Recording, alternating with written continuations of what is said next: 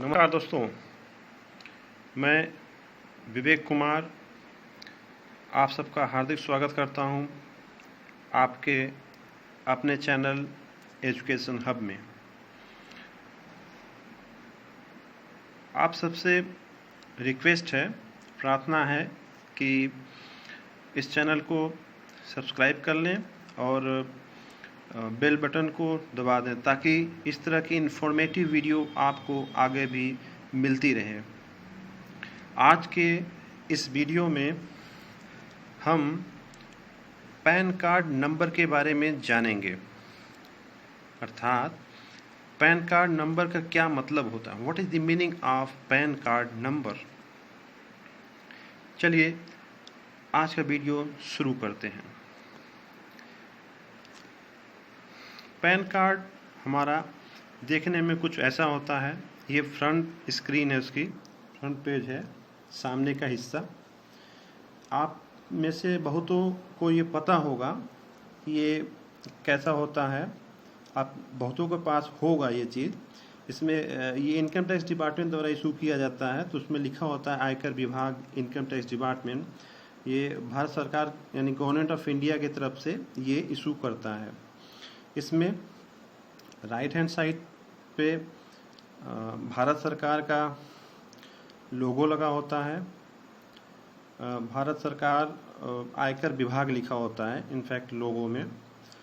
फिर आपकी फ़ोटो होती है। फ़ोटो के राइट साइड में, इस पिक में नहीं लिखा हुआ है, ये राइट साइड में उसकी डेट लिखी होती है जिस डेट को वो पैन कार्ड बनता है। इसमें लेफ्ट साइड में पैन कार्ड होल्डर का नेम होता है, जैसा भी नेम है। अगर फर्स्ट नेम है तो सिर्फ फर्स्ट नेम होगा, फर्स्ट मिडिल और सर नेम है तो तीनों होगा, फर्स्ट नेम, मिडिल नेम और लास्ट नेम। इस तरह से फादर्स का भी नेम होता है। उसके बाद उसका डेट ऑफ बर्थ होता है। फिर पैन नंबर होता है। पैन नंबर आप सब जानते होंगे कि 10 लेटर का होता है। और सबसे लास्ट में नीचे तरफ पैन कार्ड होल्डर का जो सिग्नेचर होता है। इसका बैक साइड कुछ इस तरह होता है। इसकी कोई ख़ास इम्पोर्टेंस नहीं होती, इसलिए इसकी फ़ोटोकॉपी वगैरह नहीं कराई जाती, कहीं जमा नहीं किया जाता। इस पेज पे सिर्फ इशूअर का एड्रेस लिखा होता है, यानी कि कहाँ से ये पैन कार्ड इशू किया गया उसके कंप्लीट एड्रेस होता है। आइए अब पैन के बारे में जानते हैं।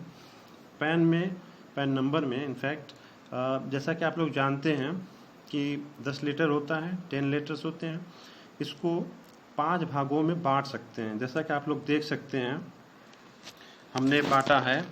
ये ट्रिपल ए है, फिर पी को, फिर वी को, फिर 0001, फिर जेड है। इस तरह से 5 भागों में बांटा जा सकता है। तो जो पहला 3 लेटर है ये अल्फ़ाबेट्स होते हैं। ये 888 यानी ए से जेड तक कुछ भी हो सकता है। ये रैंडमली सेलेक्ट किया जाता है और ये रैंडमली सिस्टम द्वारा यानी कंप्यूटर से सेलेक्ट किया जाता है। इसमें किसी का हाथ नहीं होता है, ठीक है। आजकल सब कंप्यूटराइज हो गया है। तो जैसे ए भी हो सकता है, ए बी सी भी हो सकता है, ए सी जेड भी हो सकता है, कुछ भी हो सकता है। इसका कोई बेस नहीं होता, आप इसको पकड़ नहीं सकते कि किसका कौन सा होगा। बहुत मुश्किल से पकड़ सकते हैं, सिस्टम में होता है प्रोग्रामिंग के थ्रू। और इसके बाद चौथा लेटर जो होता है वो टाइप ऑफ एसएससी को रिप्रेजेंट करता है, किस तरह का वो एसएससी है यानी करदाता है। अगर एक इंडिविजुअल है तो उसके लिए पी लिखा होता है, पी से पर्सन होता है लेकिन इंडिविजुअल के लिए रिप्रेजेंट करता है। और इसी तरह से और भी अल्फ़ाबेट्स हो सकते हैं, जैसे सी है, पी है, एच है। आप लोग देख सकते हैं ये लिखा हुआ है सामने, C P H F A T B L J और जी। अगर आप लोगों में से जो इनकम टैक्स पढ़ा होगा, बीकॉम फाइनल ईयर में इनकम टैक्स एक सब्जेक्ट के रूप में पढ़ाया जाता है, उसमें टाइप ऑफ एसएससी पढ़ाया जाता है। इनफैक्ट पर्सन की डिफिनीशन दी हुई है सेक्शन 2 सबसेक्शन 31 में। उसमें होता है इंडिविजुअल है, HUF यानी हिंदू अनडिवाइडेड फैमिली है, कंपनी होती है, पार्टनरशिप फर्म होती है, एसोसिएशन ऑफ पर्सन होते हैं, बॉडी ऑफ इंडिविजुअल होते हैं, ट्रस्ट होते हैं, आर्टिफिशियल जुडिशियल पर्सन होते हैं, ठीक है, लोकल अथॉरिटी होती है। तो ये जो पर्सन को डिफाइन किया गया ना, ये जो 5वां लेटर होता है वो उसको रिप्रेजेंट करता है। इसको हम आगे अभी और एक भी एक्सप्लेन करेंगे। चलिए आगे बढ़ते हैं।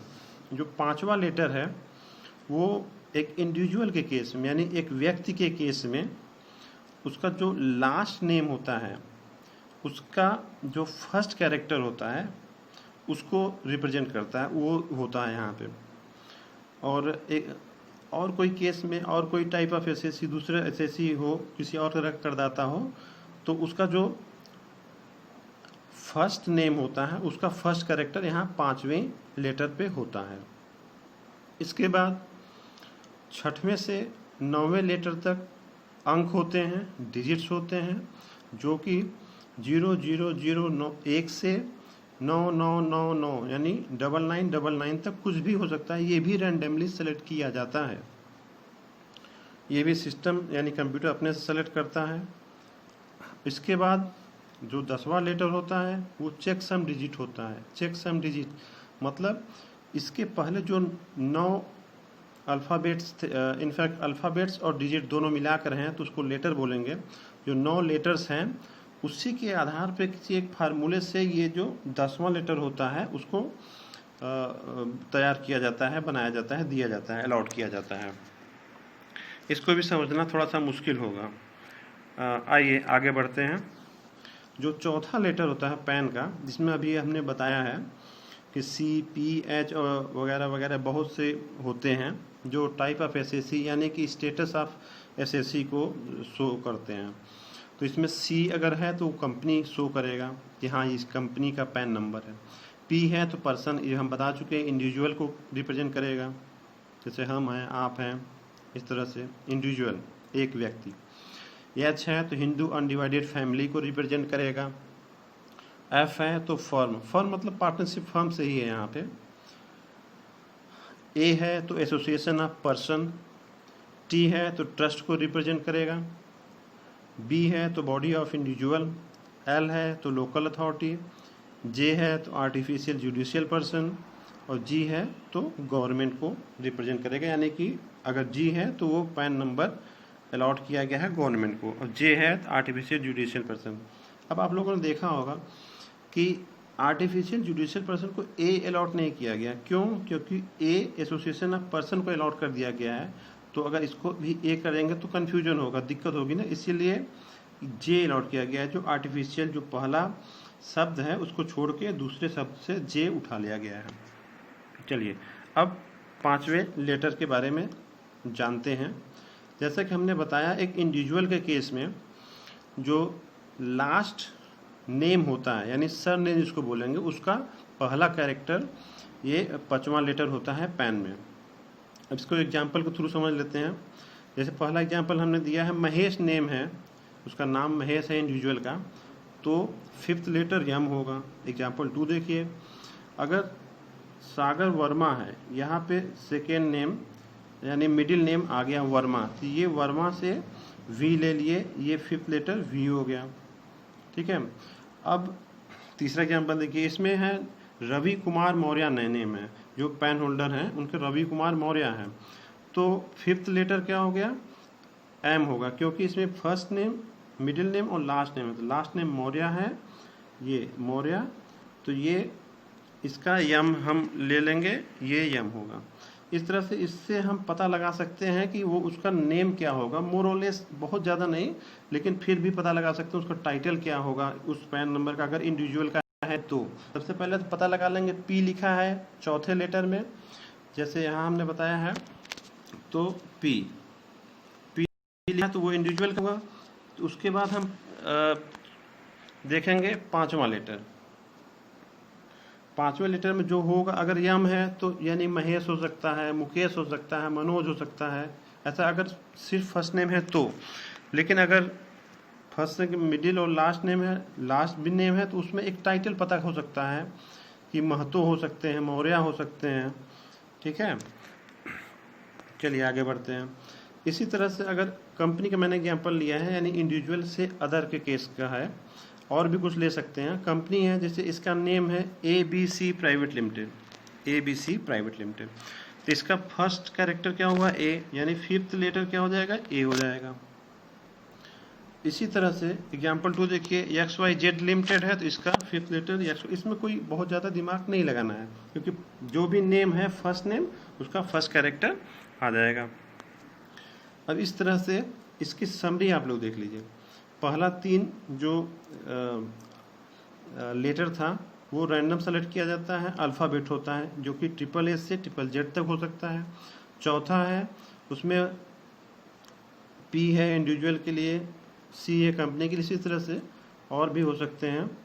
यहाँ हमने पूरी लिस्ट नहीं दी, अभी इसके जस्ट पहले कुछ 2-4 पेज पहले मैंने सब कुछ बताया था, इसलिए यहाँ पूरा नहीं दिया, क्योंकि ये डुप्लीकेशन हो जाता, रिपीट हो जाता ज़्यादा। फिर 5वां लेटर जो है वो फर्स्ट लेटर ऑफ एप्लीकेंट है, first letter of applicant surname. यहाँ इंडिविजुअल के केस में हमने लिखा हुआ है, अगर ये इंडिविजुअल के अदर केस का होगा तो वो first letter of applicant first name होगा। इसके बाद देखिए 7190 है, ये भी रैंडमली सेलेक्ट किया गया है। फिर लास्ट है चेकसम डिजिट। आशा करते हैं आप लोग को हमारा वीडियो पसंद आया होगा। अगर आप लोग को पसंद आया हो तो आप लोग इसे लाइक कीजिएगा और अपने दोस्तों में, रिश्तेदारों में शेयर कीजिएगा। Thank you.